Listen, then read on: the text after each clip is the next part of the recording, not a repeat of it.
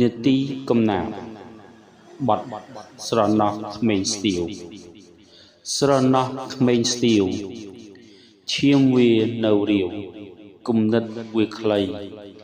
គិតតែសប្បាយមិនដឹងខ្យល់អីទាំងប្រុសទាំងស្រីមិនខំរៀនសូត្រស្រណោះក្មេងស្ទាវសើចហូរកញ្ជ្រៀវចិត្តលែងស្លូតបូតម៉ែឲ្យទៅរៀន